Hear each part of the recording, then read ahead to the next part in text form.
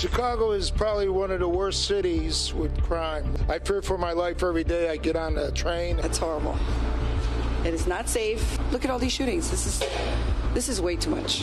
I mean, I already was beat up on the train. Gave me 6 stitches in my head. And nobody did anything about it.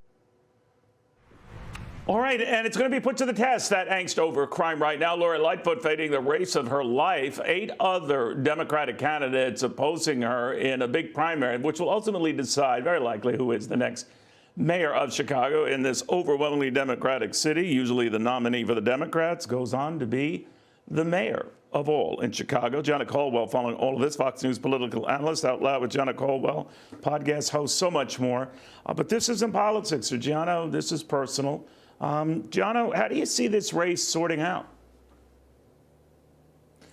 Well, thankfully, it appears that Mayor Lori Lightfoot is going to lose if we're just relying on polling. Not only that, just the historical interest in this race for the first time in a decade. The numbers, just the early vote totals have been just wild for a lot of people. It's been just amazing, I think. And it shows me that folks are really tired of the mayor. When you saw me interviewing people in Chicago, they fear for their lives on a daily basis. And if I were to give a message to the voters in Chicago, I would say Mayor Lori Lightfoot's policies have been a cancer that has infected every block within the city of Chicago. And this is a great opportunity to provide the cure, which is the ballot, and vote her out. It's time to fire Lori Lightfoot. And I think Chicagoans already have that message. I believe that with all of my heart, and it's my hope that other families will be able to live another day because her policies won't be an issue at the forefront, which is what we've been seeing since she's been mayor. You know, John, I'm just curious, though. I mean, are the other 8 Democratic candidates, are they going to be much tougher on crime? Have they promised any remedies that they say Lightfoot is not offering?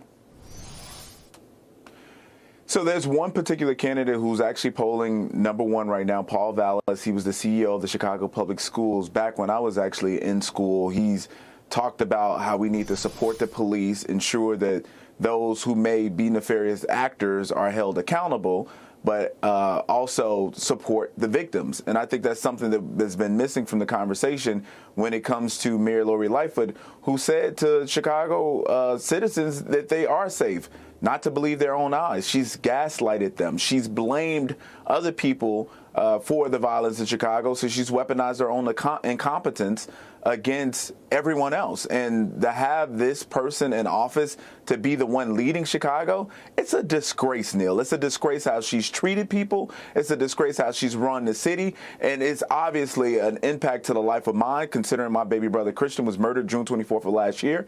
And there's so many other countless families that have had the same experience. So what do you do now? You pick the one guy, even though he's a Democrat, who says, I understand you, I hear you, and I want to do something about it. There's some other candidates that are in a race who voted to defund the police who are left of her, which is scary. How can you go further left to Mayor Lori Lightfoot? But it's possible. So this is the one guy in the race that I can tell right now who would be the best candidate. He's not a Republican. Get it. I get it. But at least he wants to support the police and support victims. And that's the most important part here. You know, though, in New York City, John, and you and I have chatted about this, there was great hope for Eric Adams, a 20-year-long member of the police force, very influential player, that he would be very, very tough on crime and some of the incidents that have come up. He has sometimes said the right things. I don't want to take anything away from him, but he's been a disappointment on that front because the crime is still out of control in the Big Apple. Is there a cynicism among a lot of the Chicago friends and others you talk to that it'll just be a different mayor, but the same type of treatment? No, and that's what makes this interesting, Neil. For the first time in 20 years, crime is front and center in the Chicago mayor's race. You have people of all different political affiliations, all different ideologies and demographics who are fed up with what they're seeing. We're talking when I was growing up, it was mostly on the south and west sides of Chicago. Now it's downtown Chicago. Businesses like Citadel, leaving, taking their employees with them, other businesses, McDonald's, and so on and so forth. So this is a state of emergency in the city of Chicago. It's not something that people can wipe off and just say, you know what, that just happens on the south and west side and the black neighborhoods and the Hispanic neighborhoods. No, every neighborhood has been plagued with crime. And that's why so many Chicagoans are interested in this race. That's why it's been a historical vote count. We saw thousands of people vote just yesterday in an early vote, and we're going to see thousands more vote today. I think people are fed up with it, and they want somebody who's going to support the police and hopefully support victims as well. Well, I think you have a lot to do with that, Gianno. Let's see how it all pans out. Always good seeing you, my friend. Great being with you, my friend. Thank you.